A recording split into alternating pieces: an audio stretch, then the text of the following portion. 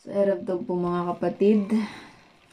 At patuloy po tayo na mag-aaral dito po sa book ni Ezra. At nandito na tayo sa chapter 9. Actually, nasimulan ko po ito kagabi, pero ulitin po natin para maging siya, yung maging whole siya na lesson po natin dito po sa chapter 9. So sabi dito, nang magawa na ang mga bagay na ito, so nakita natin, di ba, yung paglalakbay po nila, nakarating po sila sa Jerusalem with the help or sa pangunguna at pagpoprotekta ng Diyos kinikilala po nila, walang iba kundi si Yahweh. So sabi dito, may iniulat itong mga pinuno, kinausap po itong si Ezra ng mga pinuno, at nagbigay po sila ng ulat dito po kay Ezra tungkol sa nakita po nila, di ba, na problema. At isa po yan sa napakagandang gagawin ng isang tao na talagang may pagmamalasakit, yung hindi niya ipagsasawalang bahala kung ano yung nangyayari, kung ano po yung nakita niya na sa tingin niya ay makakaapekto ito sa buhay ng taong nakita po niya. So ipinagbigay alam niya dito po kay pinagbigay alam nila dito kay Ezra yung problema po na ito. At nabanggit po natin kagabi, di ba, kung ano po yung problema, sapagkat itong mga pinuno ng mga unang nagsibalikan, sa hindi kasama rito, sabi dito, yung mga pari at saka yung mga Levita na supposed to be, sila po yung mag-lead ng magagandang mga bagay, magagandang mga gawain sa mga tao. Pero nakita po natin dito na kasama pa sila sa gumagawa po nito. Kung hindi man sila yung nangunguna, kasama sila na hindi po nila inihihiwalay, sabi dito, yung kanilang sarili sa mga tao na nasa lupain, yung alam po naman po natin, di ba, na yung mga taong naninirahan sa Jerusalem sa kapanahunan po na yon ay hindi sila mismong mga tao na talagang nandudoon sa nakaraan. Ang ginagawa po kasi ng mga nananakop, 'di ba, sa kapanahunan po na yon, katulad po ng Assyria na nabanggit sa atin, 'di ba, sa mga previous na letters po natin, or sa mga previous na pinag-aralan po natin, na dinala sila doon ng nanakop upang hindi mapabayaan yung or may tumira doon sa lugar na yon, na ibig sabihin ay may nagmamay-ari na, 'di ba, sa lupain po na iyon. At wala po silang pagmamalasakit doon po sa mga pinangangalagaan ng mga dating mga nakatira doon na itong mga Israelita or itong mga Hudyo. Kaya maintindihan po natin na yung first na expedition sa pangunguna po ni Zorobabel, ay nakita natin na hindi maayos, talagang ruins yung nakita po nila. Yung pinakamahalagang parte ng buhay nila, which is the temple, ay kailangan pa nilang ayusin, 'di ba, i-rebuild muli, pagandahin. Pero nagtagal po yun, dahil sa dami po ng opposition. At ngayon, may pangalawang grupo na pabalik sa Jerusalem sa pangunguna po nitong si Ezra. So nabanggit po natin kagabi na matagal yung pagitan, madaming taon yung pagitan bago nagkaroon ng panibago or yung pangalawang mga grupo babalik sa sa Jerusalem. So sabi dito, dahil doon po sa pakikipag-alyansa na ginagawa po nila, kasi they live together sa lugar po na yon, kaya may mga influences na nakuha po nila mula po dito po sa mga tao na kasama po nila, 'di ba, sa lupain. At ang masakit po dito na report ay yung binanggit po na gumaya sila sa mga karumal-dumal na gawain ng mga taong ito. So, hindi sila naging light sa mga taong nasa paligid nila, kundi gumaya sila kung ano yung mga ginagawa ng mga tao na kasama nila doon sa land or sa Jerusalem, ay ganun din po yung kanilang ginagawa. So walang pagkakaiba, So sabi dito, nakipag-asawa sila at ang kanilang mga anak na lalaki sa mga kababaihan doon, kaya't ang banal na lahi ay nahaluan ng ibang mga lahi. Ang mga pinuno at tagapanguna pa nila ang pasimuno sa pagtataksil na ito, So grabe lang yung concern ng mga ng mga pinuno na ito, na kailangang i-address nila yung issue po na ito, ipagbigay alam dito po kay Ezra kung ano na yung nangyayari sa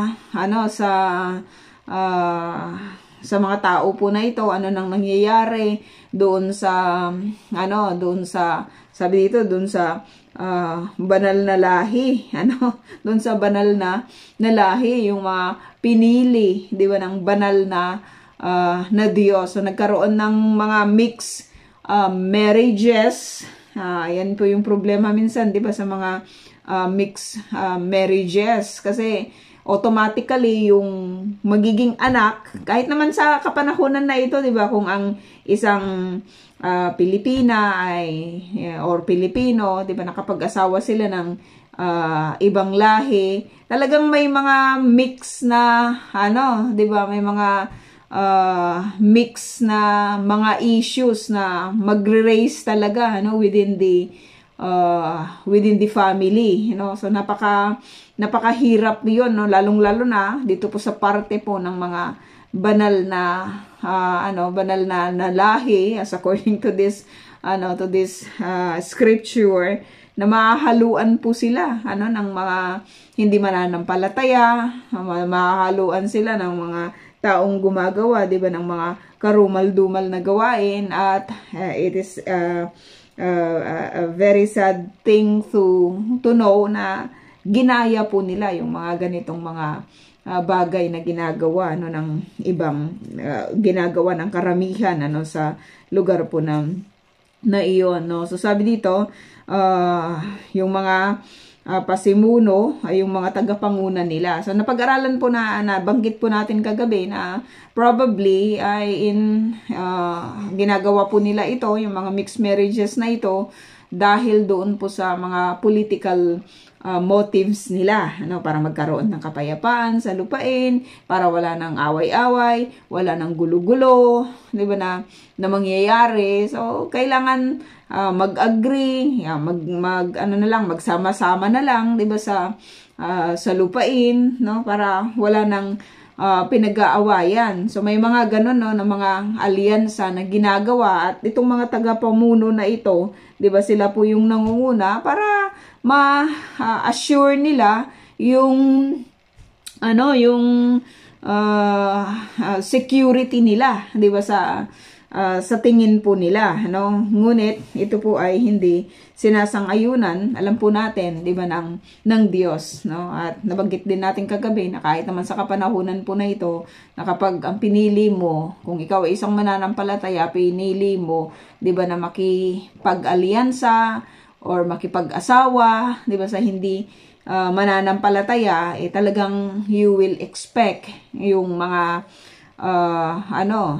you will expect yung mga problema, 'di ba, na mag-a-arise. At ang kadalasan na mga biktima, 'di ba, ng ganito pong mga mix na mga marriages is the children.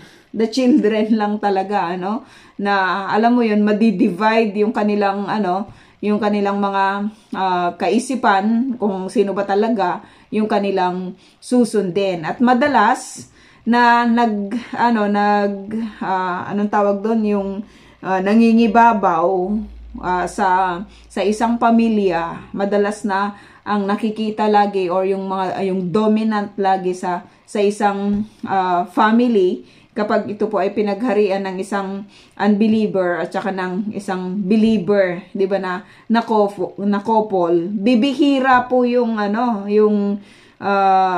mga cases na kung saan yung believer po yung nasusunod, no? Maganda po na yung lalaki ang unang makakilala. May mga ganon na kwento sa kapanahunan po natin ngayon, na kapag yung lalaki yung talagang nagsuko, 'di ba, ng kanyang buhay sa Panginoon, may mga kaso na hihikayat niya, 'di ba, yung buong family na sumamba sa Diyos, pero hindi sa lahat.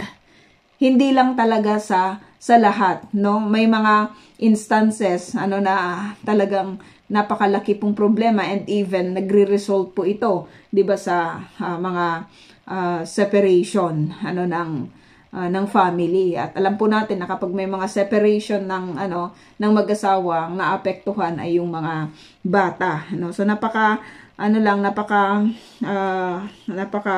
clear lang, 'di ba, ng scripture, na kahit sa mga ganito po na pagpili ng mapapangasawa, or yung yung ipanalangin kung sino yung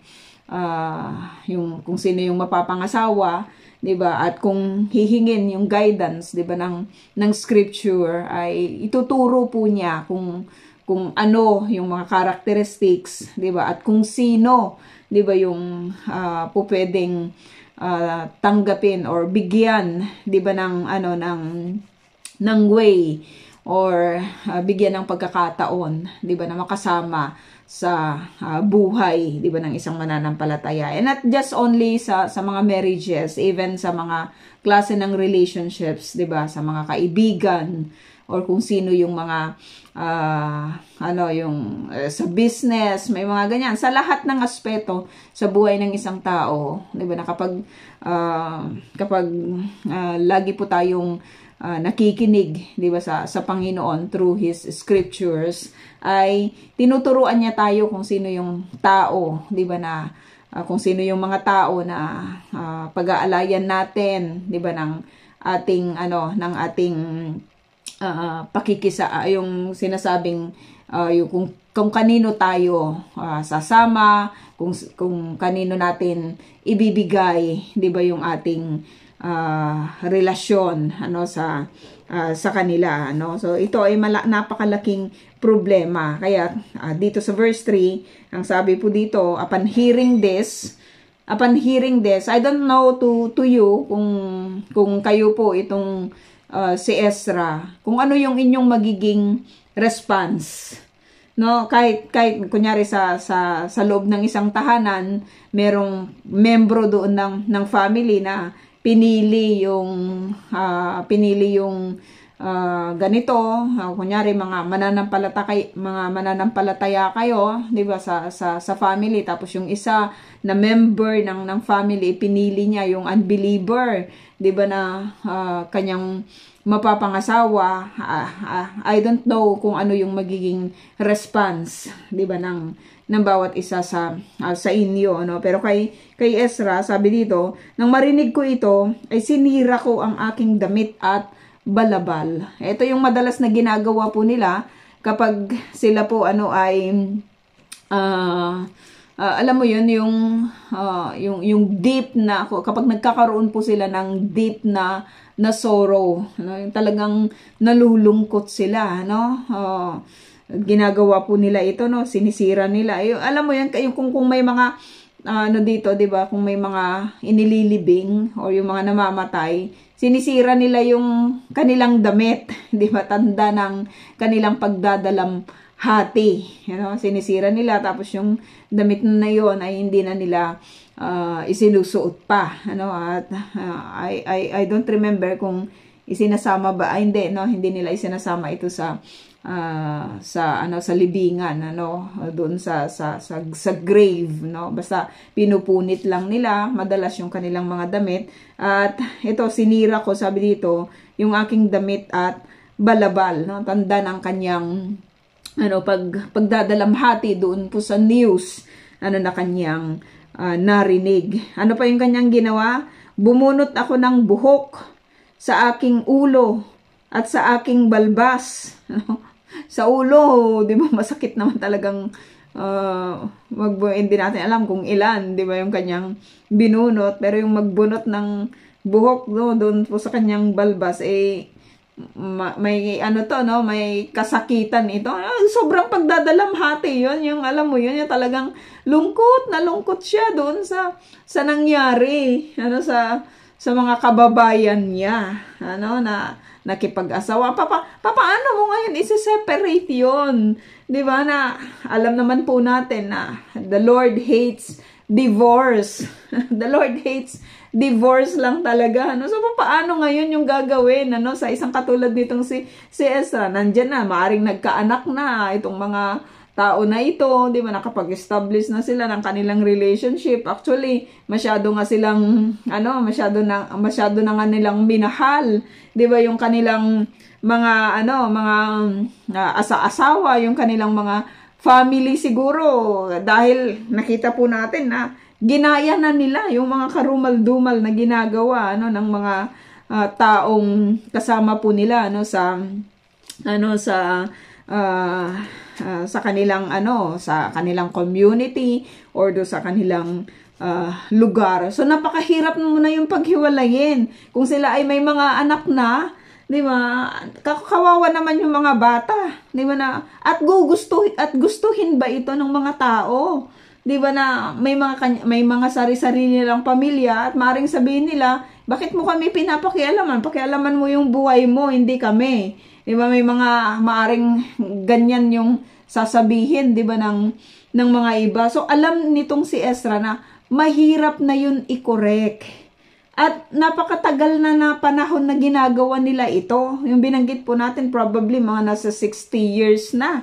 Di ba, yung kalakaran, di ba, na ganito yung kanila pong ginagawa. So, ano ngayon yung gagawin, di ba? Talang nakita po natin na ang tao po na ito, na si Ezra, ay grabe po yung kanyang pagdadalamhati, talagang bumunot pa siya ng kanyang buhok. Madalas na makita po natin, di ba, na sinisira nila yung mga damit nila, yung mga balabal nila, hindi sila kumakain. Pero ito, to the extent na talagang, sabi dito, bumunot ako ng buhok sa aking ulo at sa aking balbas. Alam mo yan, sa tindi ng kanyang pighati, di ba?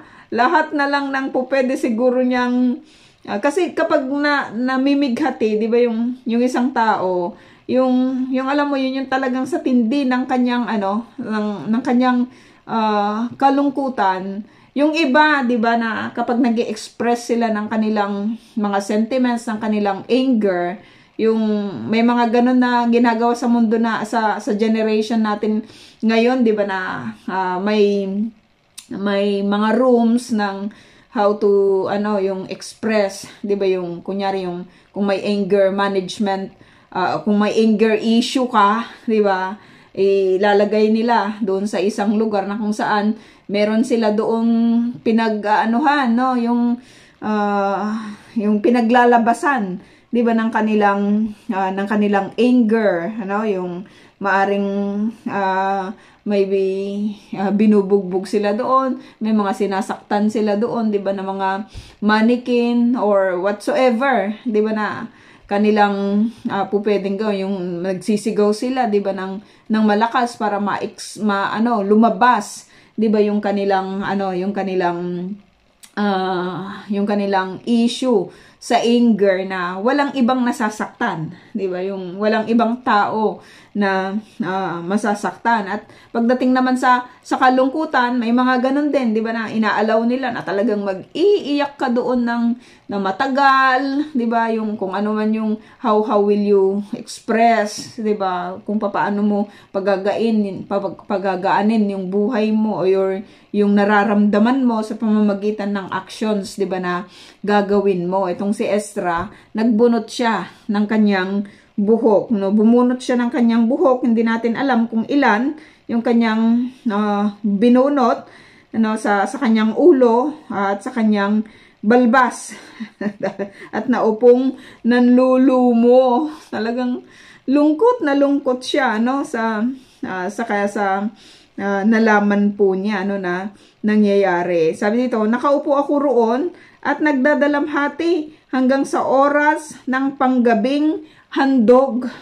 Alam mo, ang tagal ng ano niya, ang tagal ng kanyang pagdadalamhati, 'di ba, na ginawa. Maaring umiiyak siya talaga sa tindi, 'di ba, ng kanyang kalungkutan, at inabot na ito hanggang sa oras, 'di ba, ng sabi dito panggabing handog, no. Maya-maya ay nagdatingan na ang mga tao sa paligid ko. Sila ang mga nabagabag dahil alam nila ang sinabi ng Diyos ng Israel tungkol sa kataksilan ng mga bumalik mula sa pagkabihag, no. So grabe lang talaga yung puso niya, no, na alam mo yun, nagmamalasakit doon po sa kapakanan ng kanyang mga kababayan, no. Alam niya na may mali doon po sa kanila pong ginawa, at makikita po natin dito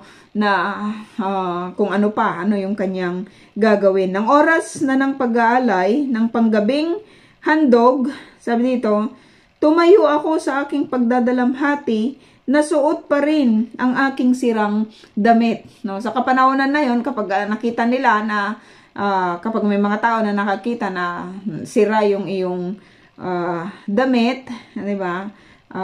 Alam na nila na meron kang pinagdadaanan. Sa kapanahonan natin ngayon, iba na kapag may makita ka sa kalsada na sira yung damit, punit-punit, no, alam na na yung taong ito, no, may pinagdadaanan din, marahil nasisiraan ng ulo, di ba, yung mga ganon, or madalas ganon, no, yung mga pulubi, yung mga may tililing, no, nasisira po sinisira kasi nila, no, yung kanilang mga damit, madungis, no, pero alam naman natin itong si Ezra, hindi naman siya madungis, kundi talagang nagdadalamhati lang siya. Yun po yung pamamaraan nila ng kanila pong pagdadalamhati noon, na sinisira po nila yung kanilang suot, no, yung kanilang damit at saka yung kanilang balabala, At sabi dito, suot pa rin yung aking sirang damit. So tignan natin, 'di ba, kung paano kadetalyado yung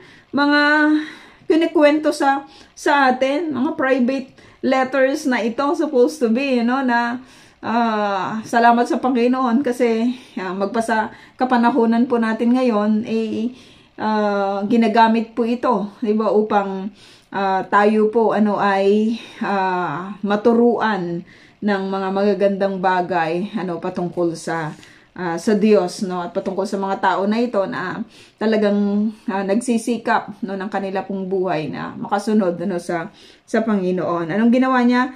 Lumuhod ako at nanalangin, nakataas ang mga kamay kay Yahweh na aking Diyos. No, nakaka-amaze lang kung paano po siya talagang nagpupuri, 'di ba, sa Panginoon, no? Yung may pagluhod. Alam mo 'yun, yung sa kapanahonan nila, 'di ba?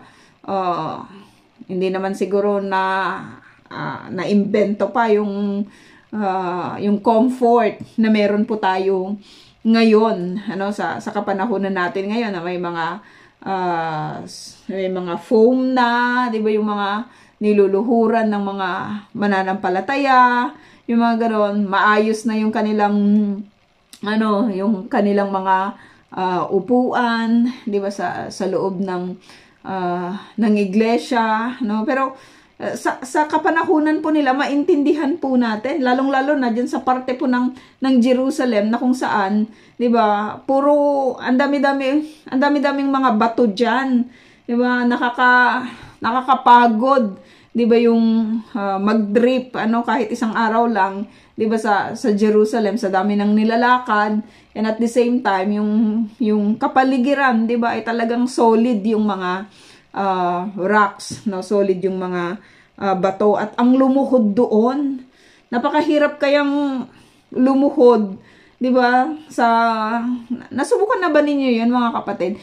Sa church kasi hindi natin ito madalas ginagawa, no? Pero sa church na meron ako dati sa Pilipinas, ay every service meron po kaming yung sinasabing sa altar call, pumupunta po kami doon sa harapan na nakaluhod. Meron talagang meron talagang anong tawag doon? Meron talagang pwesto doon na talagang binild para mag-kneel down, no? Yung ewan ko po sa mga churches po na meron po kayo, 'di ba, sa Pilipinas, pero sa amin may ganon na talagang pag yung sa altar call, pumupunta po kami doon para maipanalangin, 'di ba, ng pastor, no? Hindi na nagtatawag yung pastor, wala nang tawag-tawag, automatic na 'yon, na kapag altar call, 'di ba,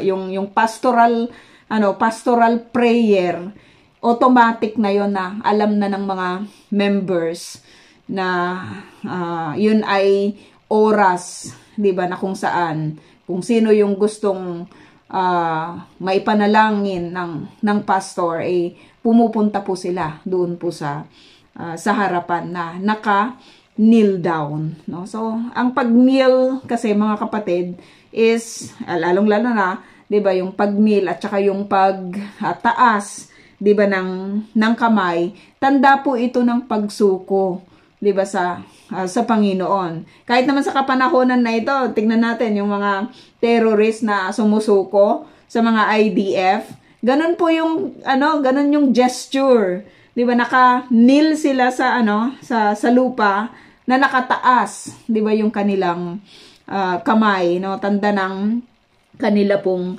pagsuko. At itong si Ezra, 'di ba? Akalain mo to, kinikilala ito na isa sa mga maayos na teacher.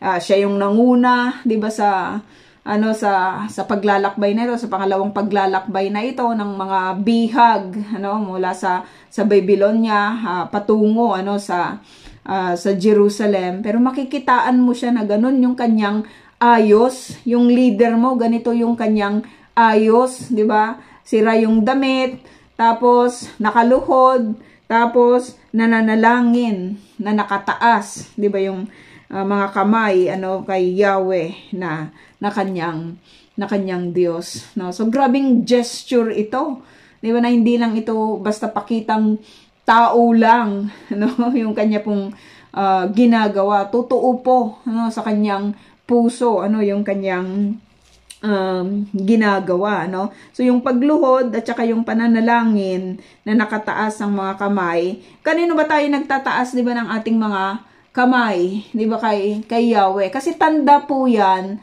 'di ba, ng pagsuko. Tanda ng pagsuko, 'di ba, sa Panginoon, no? Tanda ng pagsuko sa Panginoon. Kahit tayo ay nag-worship, 'di ba, na nakataas yung ating mga kamay, hindi po 'yan hindi 'yan basta tawag doon, style, kundi 'yan ay tanda ng pagsuko, 'di ba, sa Panginoon. Na kahit umaawit tayo, kahit nananalangin tayo, 'di ba, nakataas po yung ating mga kamay, na tanda ng pagsuko sa Diyos, no? Sabi dito, sinabi ko sa kanya, pati yung kanyang panalangin sinulat, no? Sabi dito, sinabi ko sa kanya, O Diyos, wala po akong mukhang maihaharap sa inyo. Grabing leader yun, na talagang grabe yung kanyang yung kanyang paghihinagpis, grabe yung kanyang hiya.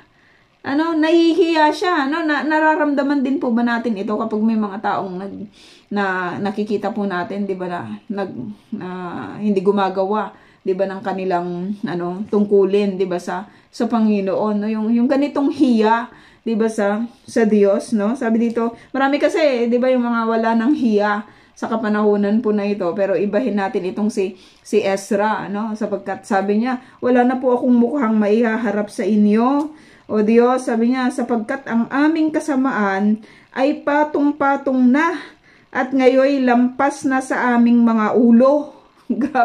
Grabe talaga, no? Yung kanyang binabanggit sa Diyos. Ang aming kasalanan ay abot na sa langit, no?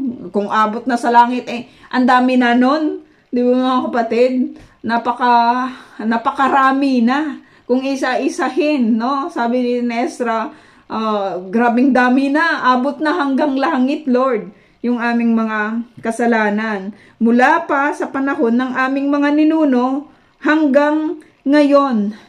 Kung isusulat siguro natin, mga kapatid, yung atin ding mga kasalanan, di ba? Ilang kayang pages ng notebook yung atin pong yung ating magagamit. Nasubukan na ba ninyo yon? Yung magmula nung ikaw ay nagkamalay, parang hindi ko pa rin yun nasubukan din.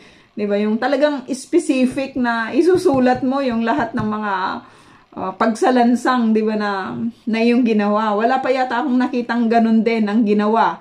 'Di ba? Hindi ko lang din po alam, pero kung isusulat siguro natin, yung maganda rin siguro yung isinusulat, 'di ba? Para nakikita mo na meron ka talagang hindi inayos, 'di ba, sa buhay mo. At sa tuwing makikita mo 'yon, magkakaroon ka ng kamalayan, 'di ba, na itama kung ano yung pagkakamali. Kasi ang tendency talaga ng tao, nakakalimot siya Pero kapag kapag may written, 'di ba, na nakikita niya, ay nung age ako, ganito pala yung ginawa ko, 'di ba, ganito. Pero ang doon, alam mo 'yun, ang maganda doon kapag nakita talaga yung pagbabago, 'di ba? May talaga may pagbabago na magmula noon hanggang ngayon, 'di ba? Nakikita na sa buhay, 'di ba, ng isang tao na talagang nagbago siya, no? Siguro ang dami-daming ang dami-dami sigurong mga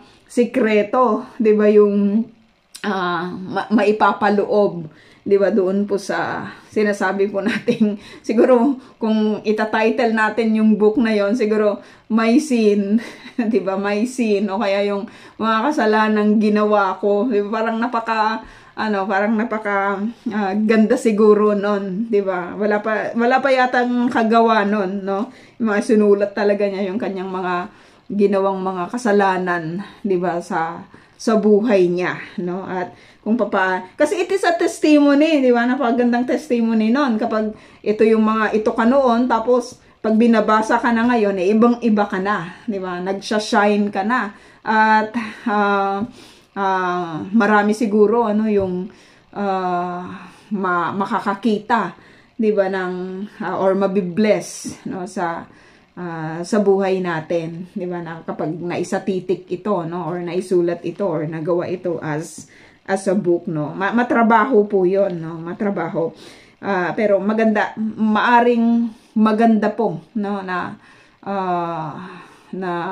testimony po 'yon, 'di ba, sa mga susunod na mga generation. Kasi kapag hindi isinatitik itong Bible, 'di ba? Hindi natin ito mapapakinabangan, 'di ba? Magpasa hanggang ngayon. Ang dami ng mga generations ang talagang napagpala sa libro po na ito, no. So sabi dito, mula sa panahon ng aming mga ninuno hanggang sabi dito, mula pa sa panahon ng aming mga ninuno hanggang ngayon, kami po na inyong bayan ay lubog na sa kasalanan. So very familiar itong si Ezra, sa lahat ng nangyayari sa lahing ito. At alam po natin as a scribe, 'di ba? Ito po yung kanyang gawain, yung magsulat. at isinusulat niya lahat. No, habang nagsusulat siya, 'di ba? Syempre marami din siyang mga nakakausap, na mga tao, yung kanilang kwento, 'di ba, sa nakaraan, yung mga matatanda na, 'di ba, yung mga nauna na nabihag. So alam niya lahat, yung mga nangyari sa kanilang lahi, no. Dahil po sa aming mga kasalanan, kami, pati ang aming mga hari at mga pari, ay pinabayaan ninyong madaig at masakop ng mga hari ng ibang mga lupain. So very very good yung kanyang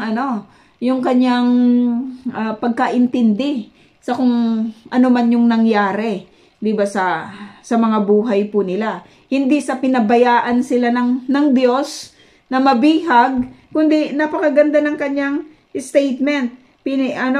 Nakita po natin na inalaw ito ng God na masakop sila dahil doon po sa kanilang mga ginawang pagsalansang, or hindi pagsunod sa Panginoon. At ito yung mga ginawa po sa kanila, no? Isinulat din niya lahat. No, nung sinabi na magpa-submit kayo sa Babylonia, 'di ba? Gumawa kayo ng sarili ninyong buhay doon, 'di ba?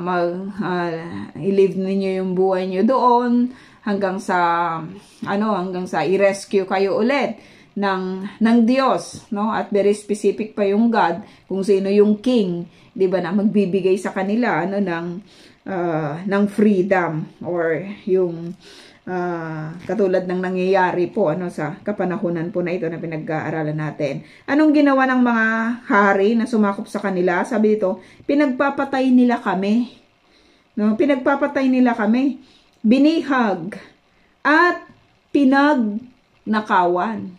Alam po natin 'yan, 'di ba? Kasi kahit kasi very detailed din yung scriptures na kapag sino yung mga nananakop, nagnanakaw din sila, no? Ninanakaw nila yung mga gamit sa temple, na talagang napakadami noon, yung mga dalanga, ng mga naunang nagsibalikan, madami na itong mga pangalawa ulit, 'di ba? Ay napakadami, mga kagamitan, ng temple na ibinalik, ng mga yung ibinalik doon po sa mga pagkuha na ginawa ni Nebuchadnezzar, no? At sa Pilipinas, 'di ba mga kapatid, yan din po yung kwento natin na kung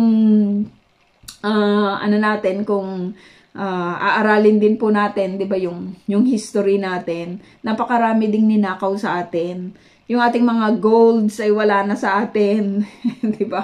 Na kasi sabi nga, 'di ba, na sa kapanahunan po ng nakaraan, napakarami pong golds, 'di ba, sa Pilipinas, no? At nakita ko, meron akong isang napanood na isang vlog na 'di ba, magpasa hanggang ngayon ay may mga yun pa rin yung kinabubuhay, 'di ba, yung nagkukuha sila ng mga gold sa ilog, 'di ba, sa ilalim ng bundok, particularly diyan sa bandang Ilocos, no, diyan sa Ilocos region, napakarami pong golds diyan, magpasa hanggang ngayon, no. Pero karamihan sa mga golds natin, kaya nga pinuntirya din ang Pilipinas, 'di ba, ng mga mananakop sa mga nagdaang mga panahon, dahil marami po tayong mga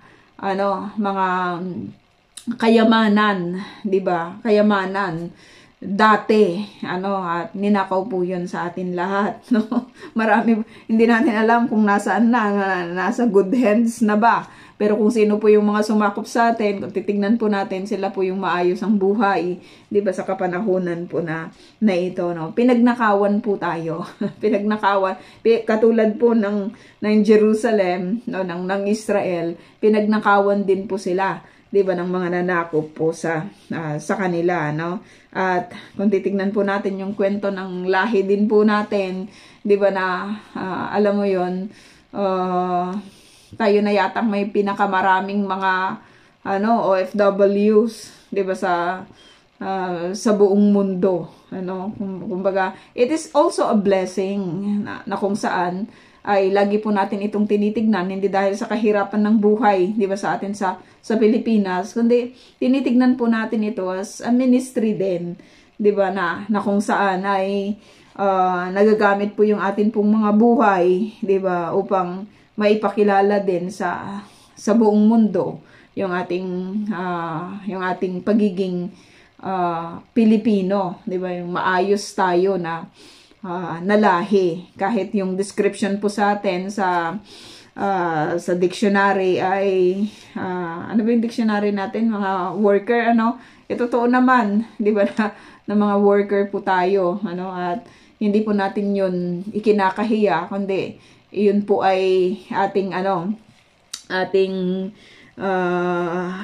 ikinagagalak, na may opportunity po tayo to minister, 'di ba, sa kahit po sa ibang mga bansa. Sabi dito, ganap ang pagyurak na nangyari sa amin, maging hanggang sa kasalukuyan.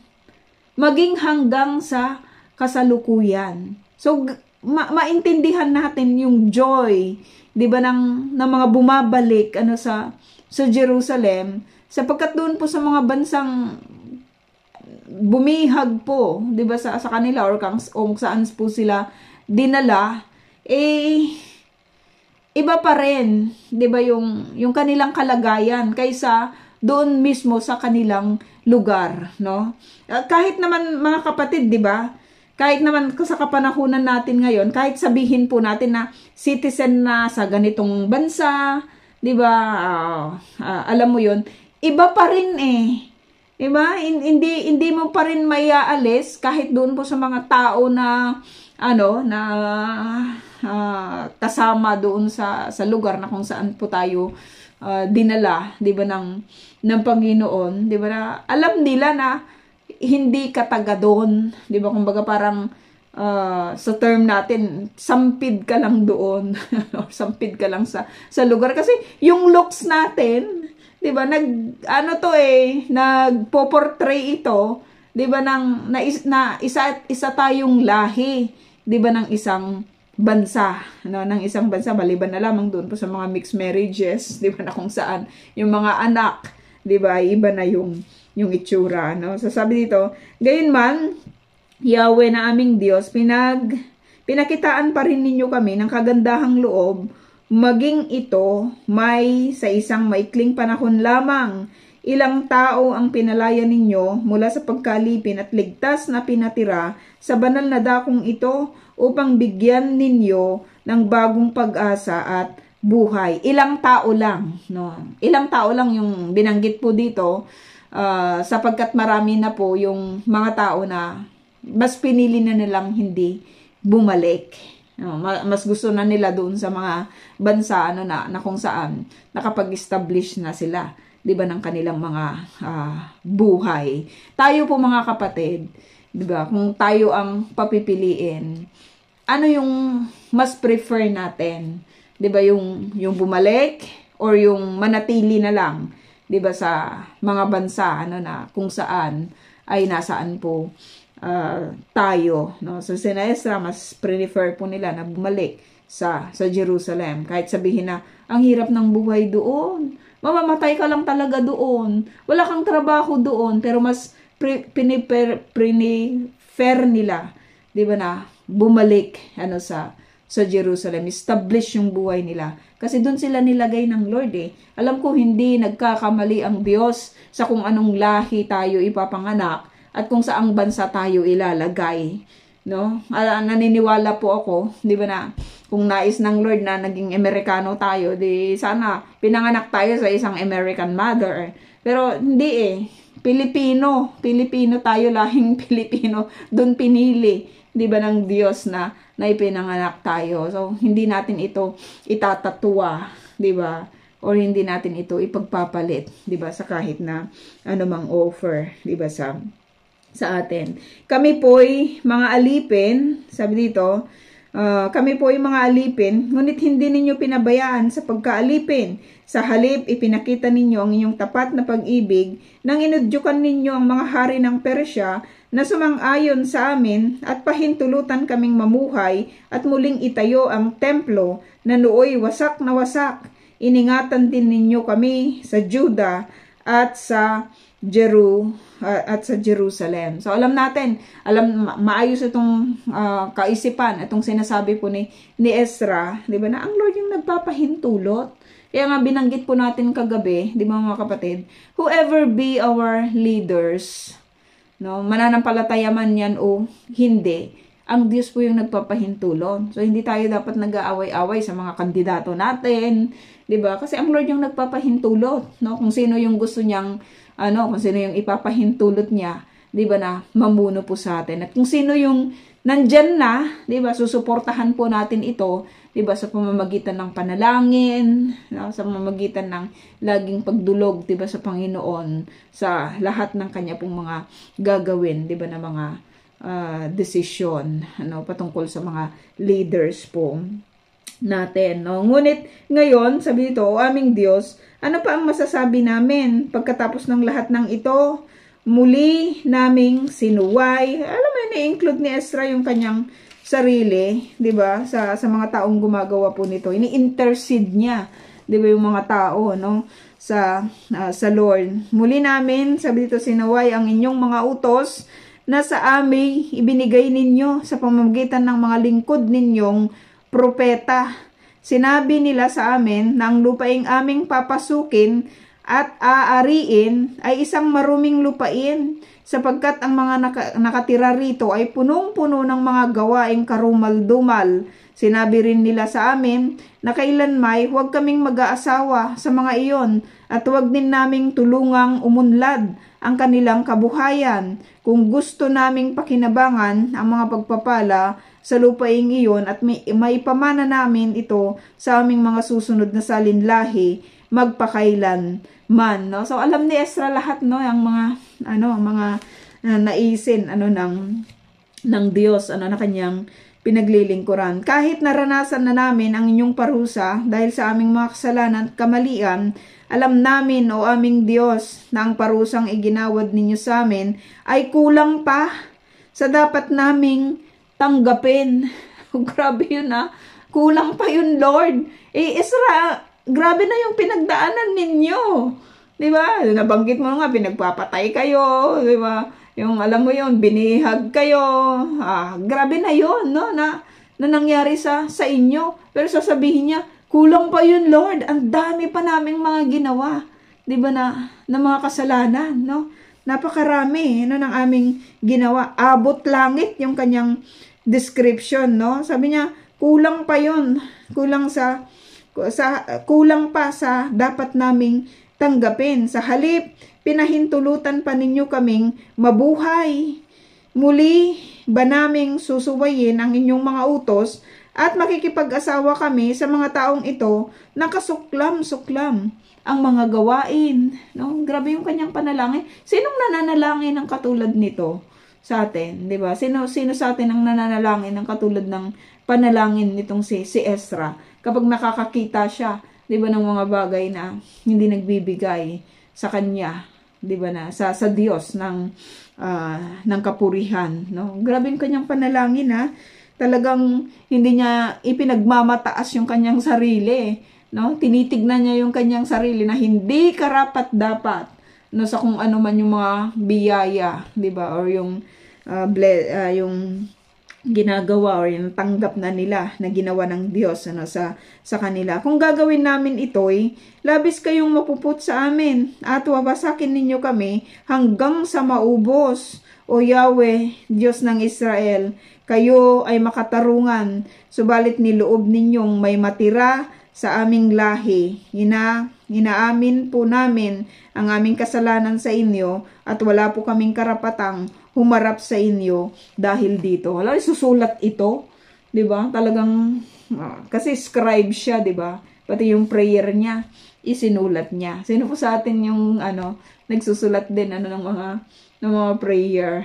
Marami pong mga mananampalataya, 'di ba, yung easy going lang sa kapanahunan po na ito. Pero yung mga sulat na katulad po nito, 'di ba, nagbibigay po ito, 'di ba, ng magandang testimony at nakaka-encourage, 'di ba, na sa isang katulad po nila na ang dami pong mga pinagdaanan, napaka-uncertain po yung pwedeng mangyari po sa kanila, 'di ba, sa Jerusalem. Pero yung isa titik mo yung mga ganitong klase ng panalangin, ng pag-amin sa lahat ng mga pagsalansang na ginawa po nila, 'di ba, sa Diyos, at paghingi, 'di ba, ng tawad sa Panginoon ay tunay na kahanga-hanga. Sabi dito chapter 10, habang si Ezra ay nakadapa na siya. Nakadapang nananalangin. Kanina nakaluhod lang. Grabe yung tindi ng kanyang panalangin, Ngayon nakadapa na siya, Sabi dito, nakadapang nananalangin sa harap ng templo, sa harap ng templo.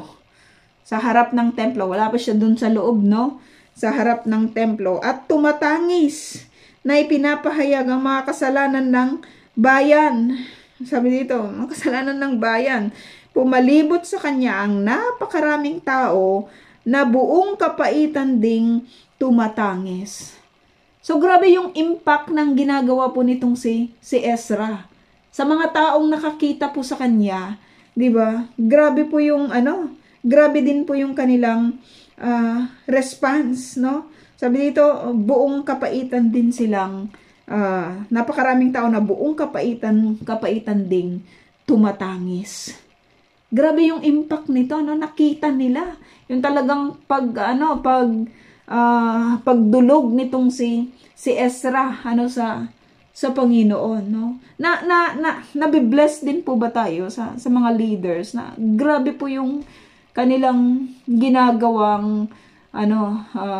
ginagawang sakripisyo, 'di ba, sa paglilingkod sa Panginoon, makaka-captivate ka lang talaga, mamumotivate ka lang talaga, At yung response ng mga tao ay ganun din, buong kapaitan din silang tumatangis, kasi nakita nila yung isang leader na talagang totoo yung kanyang pagmamahal, hindi lang sa Diyos kundi pati sa kanyang bayan, Sabi dito, pagkatapos ay sinabi sa kanya ni Sekanyas na anak ni Jeheliel mula sa angkan ni Ilam, nagtaksil kami sa ating Diyos dahil nag-asawa kami ng mga babaeng dayuhan. Hindi na niya kailangan mag-preach itong si Ezra, 'di ba, mga kapatid? He just do his part, 'di ba? In prayer. Yung talagang matinding lang talaga, matinding pagdulog sa Panginoon. Marami kasi yung mga preacher sa kapanahonan na ito, pero kulang po sila doon po sa pinakamatinding weapon, 'di ba, ng isang mananampalataya, yung talagang magbabad sa presensya ng Panginoon, yung talagang ginawa lang niya yung kanyang part personally, in-intercede niya yung lahat ng kanyang mga kababayan doon po sa mga kasalanan po nila, at ang naging resulta nito, grabe yung impact.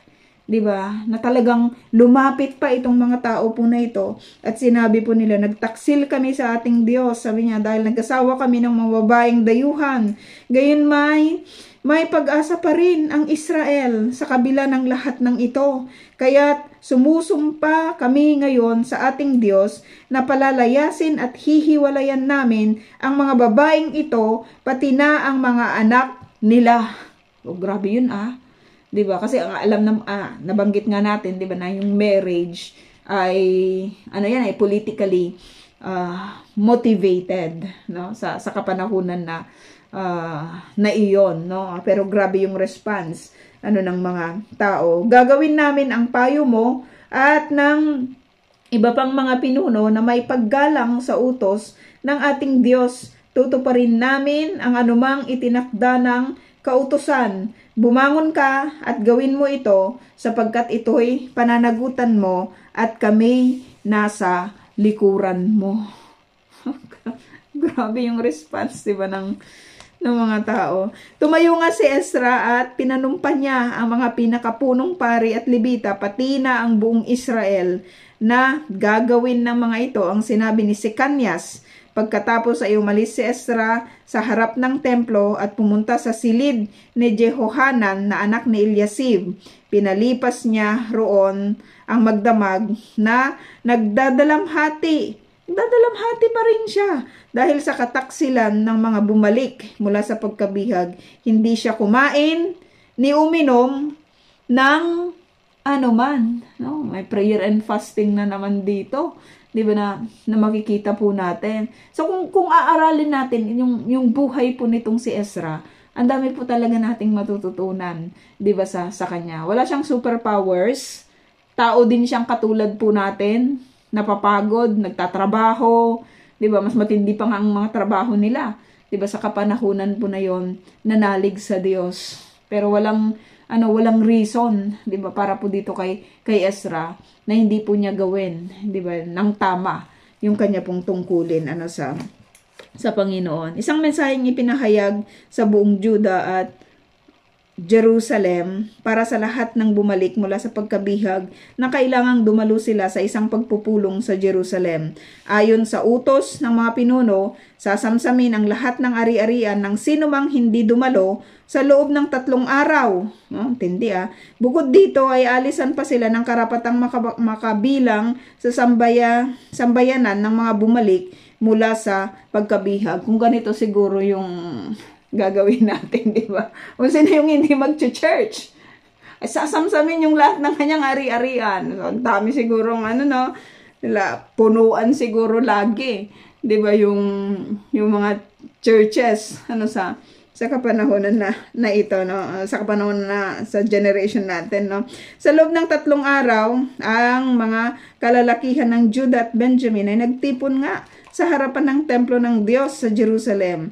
Nooy, ika-20 araw ng ika-9 na buwan, ang mga tao'y nanginginig dahil sa kahalagahan ng bagay na pinag-uusapan, at dahil din sa napakalakas na ulan. Grabe lang, no? Na talagang very detailed, yung mga binabanggit po sa atin. So dito po tayo mag-i-end, mga kapatid. Itutuloy po natin bukas, no? Bukas po yung ending nito. At nawa na pagpala po tayo sa atin pong mga nabasa dito at narinig mga kwento dito po sa chapter 9 at saka sa chapter 10. So, erepto po at itatype ko na lang po yung ating question.